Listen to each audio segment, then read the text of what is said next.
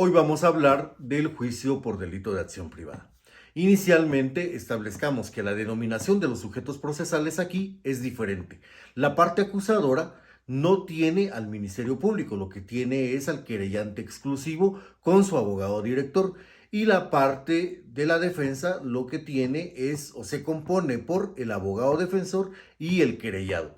Los sujetos más importantes, obviamente acá, son por una parte el querellante exclusivo y por la otra parte el querellado. También hay algunas excepciones. Si ustedes se recuerdan, el principio básico del derecho penal es que es personalísimo, es decir, una persona no puede hacerse representar en un juicio penal en la vía común. Sin embargo, en la querella, en los delitos de acción privada, la persona que está siendo acusada, es decir, el querellado, puede otorgar un mandato para una persona para que una persona lo represente, salvo las cuestiones muy personales, por ejemplo, la identificación. De lo contrario, puede tener un mandato. Por otra parte, también el querellante exclusivo puede otorgar un mandato en la persona de un abogado para que su abogado lo represente. En algún momento, entonces, podríamos tener un juicio de delito de acción privada solamente con mandatarios. Es algo bastante interesante. Otra cosa interesante es que el Ministerio Público acá no figura, salvo que se necesite algún apoyo en la investigación. Esto se debe de pedir generalmente desde la primera actuación, es decir, desde la querella, donde, por ejemplo, si el querellante exclusivo considera que es necesario que el Ministerio Público le colabore solicitando algunos videos, solicitando audios o solicitando informes a los bancos, pues lo puede hacer.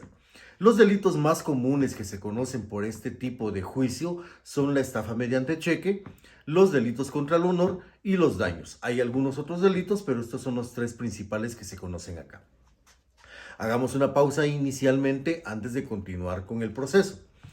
Recordemos que hay tres tipos de querellas. La querella por delitos de acción privada, la querella por delitos menos graves y la querella que se puede presentar ante el juzgado de primera instancia penal.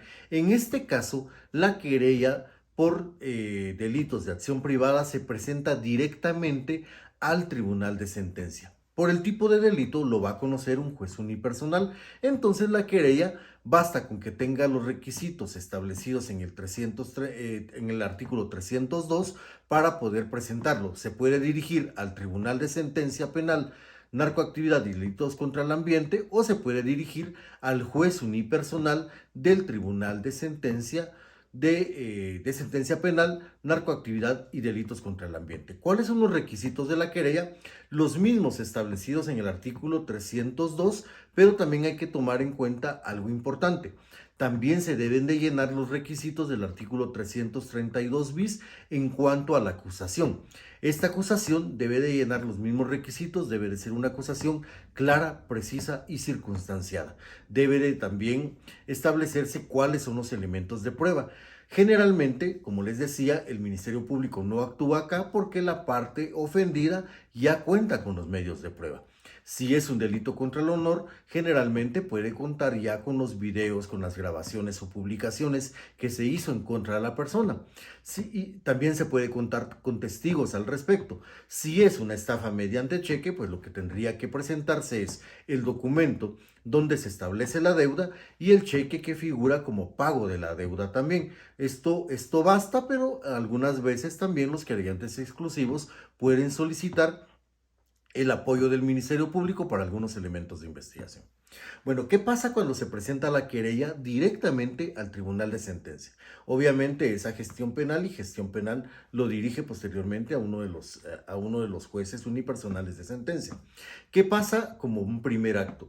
Lo que el juez tiene que establecer es que la querella tenga los requisitos establecidos en el artículo 302 y en el artículo 332 bis del Código Procesal Penal.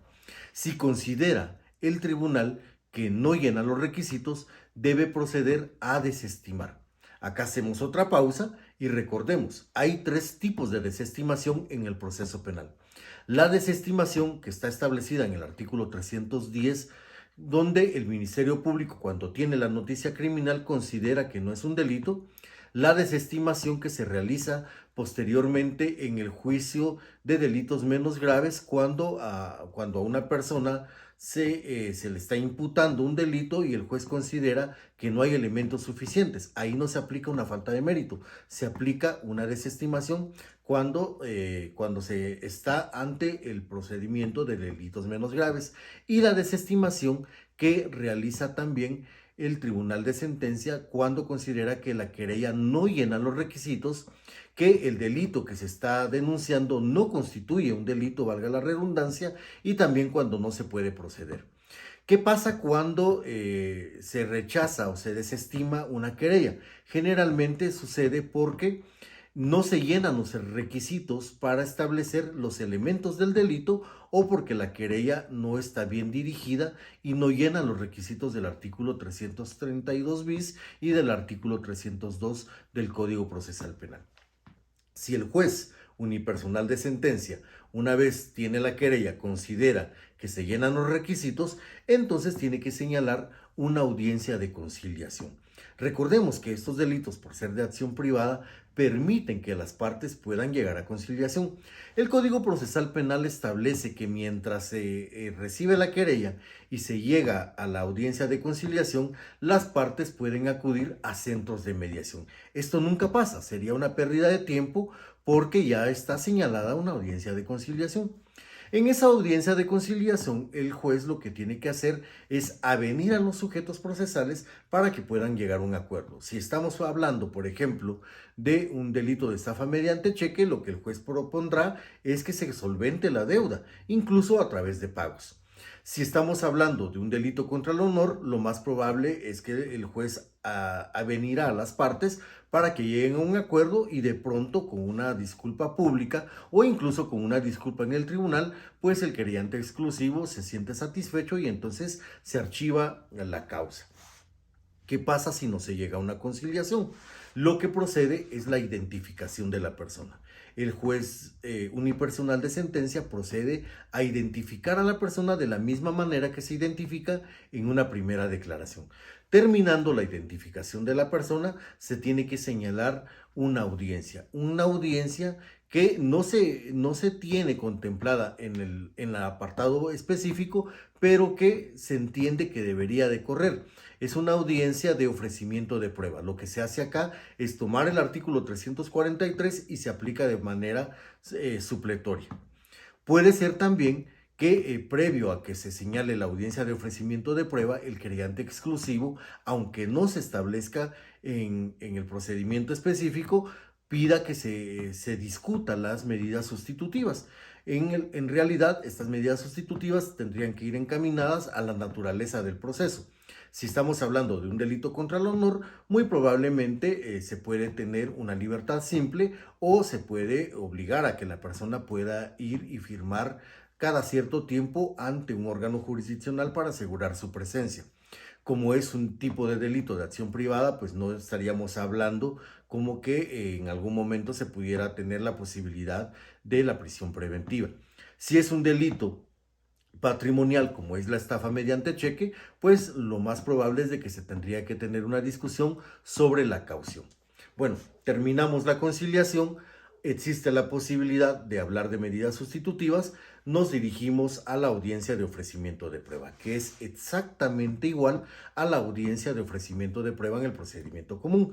Las partes llegan con su minuta de ofrecimiento de prueba y se discute si la prueba es útil, pertinente, legal y no abundante. Se aceptan los medios de prueba y entonces se señala una audiencia para el debate. En esta audiencia para el debate, entonces el juez abre a debate como normalmente se realiza y se siguen las reglas del procedimiento común. Ese es el juicio por delito de acción privada. Hay algo importante también acá. Si ustedes se recuerdan, en la etapa intermedia existe la posibilidad de que el juez pueda emitir una sentencia. Es una excepción por la cual el juez de primera instancia puede emitir una sentencia. Acá hay una excepción también interesante. Es el único proceso por el cual un juez unipersonal de sentencia puede dictaminar un sobreseimiento. ¿Cómo puede dictar un auto de sobreseimiento? Pues si en realidad hay una retractación por parte de la persona en los delitos contra el honor, si hay una explicación satisfactoria, o si el querellante renuncia a la acción penal. Bien, Como les decía en un principio, son cuestiones un poco curiosas al inicio del procedimiento, pero después de la etapa de la conciliación, todo es conforme a las reglas del procedimiento común. Muchas gracias.